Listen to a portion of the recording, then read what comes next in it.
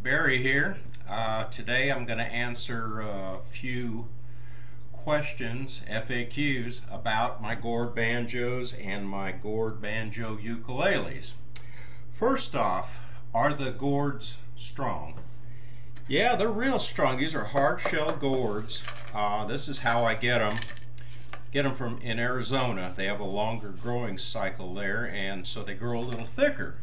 This happens to be a canteen. As you can see, it's a canteen shape. This is a kettle gourd. This is obviously, as the name implies. Now, when I get them, they're like this. They get cleaned up, and my end result is this.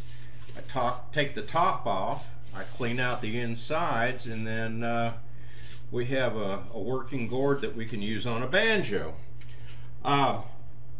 But yeah, they are pretty durable. They're hard, but when I build the gourd banjos and the ukes, I go a little step further. I put hardener in the gourd because this interior is somewhat porous. Then I go ahead and I fiberglass the inside, so it makes for a pretty strong gourd, almost like a crash helmet.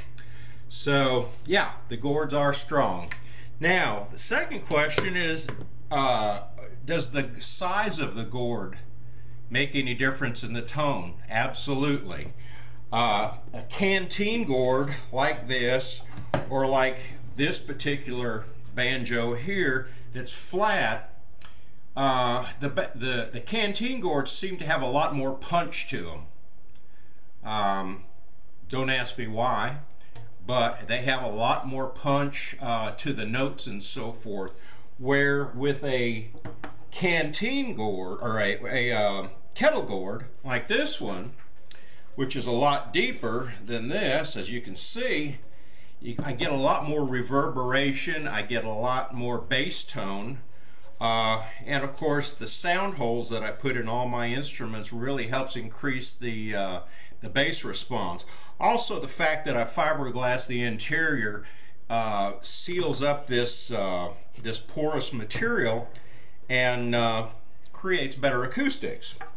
As far as the goat skin, I get a lot of people ask me, is the goat skin very strong? Yeah, it's real strong. It's very strong depending on how you put it on. I put them on wet, and then they draw up real tight. So they're pretty durable. I've never had one tear. I've never had one rip. Out of all the banjos and ukuleles that I've made, I've never replaced a head.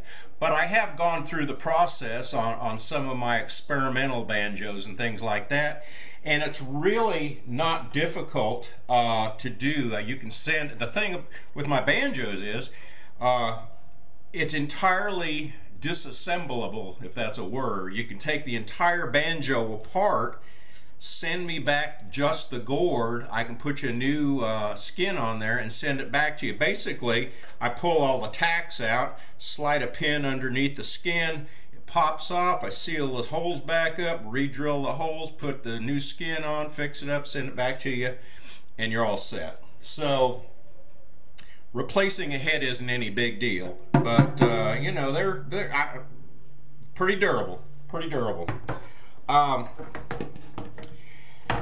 A lot of people ask me about the tuners. These are just friction violin tuners, and I don't have a bit of trouble with them. I can get the tuning right on the money. Now, I have had people ask me if they can change the tuners to what they call gear heads, and the answer is yes. I don't do it, and I don't really offer that as an option because I'm trying to keep these instruments at a reasonable price.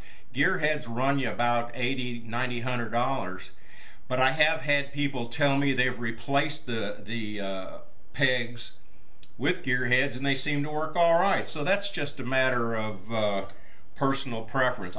Personally, I don't have any problem. The thing about the pegs also is, once you get the violin or once you get the banjo tuned, it doesn't go out of tune very often. One thing I do recommend when I tell people this in the instructions is when you're done playing the banjo, I lay the bridge down so it keeps the tension off, lets the head rest a little bit. So that's not much of a problem.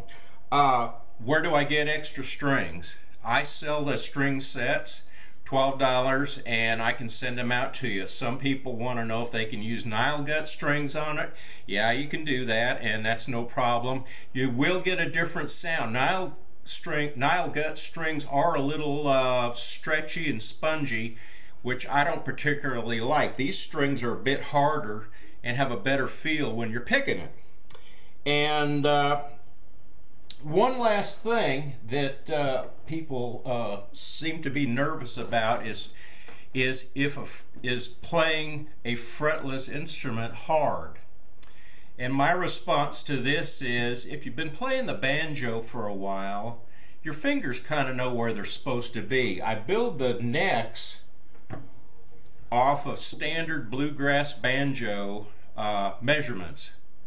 So when you pick up one of my gourd banjos, all the fingering is in the right place. There's just no frets there. One option, and I offer this on some of my other banjos, is what they call flush frets, where the frets are marked but there's just nothing raised. So that kind of helps people to a certain extent. But I've had so many people tell me that once they started playing, it really wasn't as bad as they thought it was. So that's the way it is. I've had people on occasion ask me, well, would you build a banjo with frets? And my answer to that is not really, because I want to keep these as kind of traditional instruments. Doing a fret job putting frets on here is going to increase the price of the instrument substantially. And I'm trying to keep the prices down and still have a nice instrument for you to play. So the answer to that is no. I don't do frets on my banjos. So I hope that answers some of the questions that you might have prior to making a purchase of one of my instruments. I hope you'll look at my website, gourdbanjosbybarry.com, and I hope you enjoyed this. Thanks.